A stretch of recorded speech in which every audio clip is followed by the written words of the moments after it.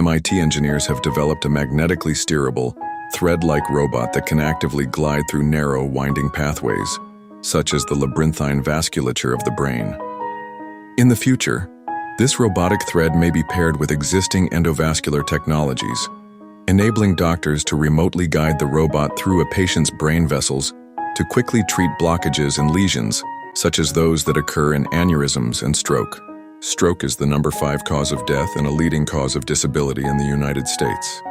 If acute stroke can be treated within the first 90 minutes or so, patients' survival rates could increase significantly, says Xuanhe Zhao, Associate Professor of Mechanical Engineering and of Civil and Environmental Engineering at MIT. If we could design a device to reverse blood vessel blockage within this golden hour, we could potentially avoid permanent brain damage. That's our hope.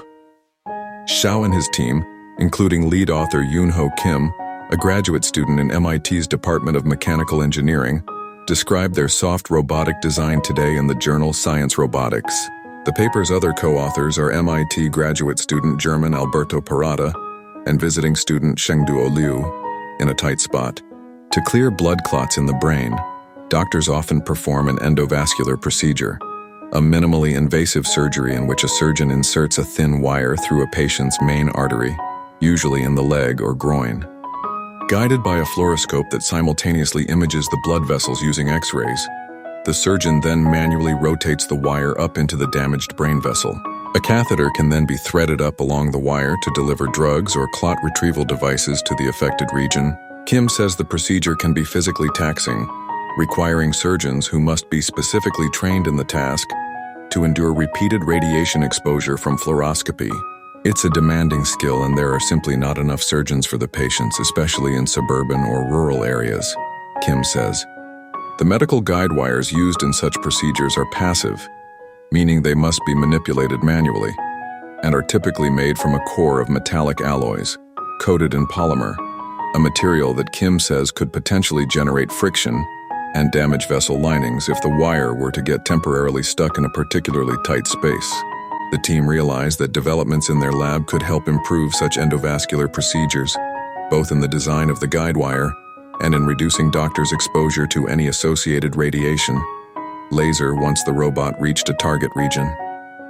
When the researchers ran comparisons between the robotic thread coated versus uncoated with hydrogel, they found that the hydrogel gave the thread a much-needed, slippery advantage, allowing it to glide through tighter spaces without getting stuck.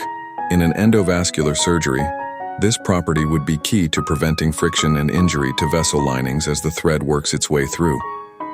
One of the challenges in surgery has been to be able to navigate through complicated blood vessels in the brain, which has a very small diameter, where commercial catheters can't reach, says Kyujin Cho, professor of mechanical engineering at Seoul National University. This research has shown potential to overcome this challenge and enable surgical procedures in the brain without open surgery. And just how can this new robotic thread keep surgeons radiation-free? Kim says that a magnetically steerable guide wire does away with the necessity for surgeons to physically push a wire through a patient's blood vessels.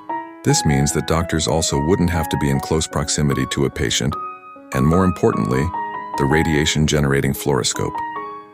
In the near future, he envisions endovascular surgeries that incorporate existing magnetic technologies, such as pairs of large magnets, the directions of which doctors can manipulate from just outside the operating room, away from the fluoroscope imaging the patient's brain, or even in an entirely different location.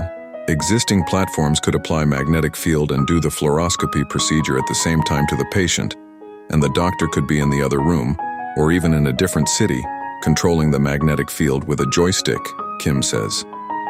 Our hope is to leverage existing technologies to test our robotic thread in vivo in the next step. This research was funded in part by the Office of Naval Research, the MIT Institute for Soldier Nanotechnologies, and the National Science Foundation, NSF.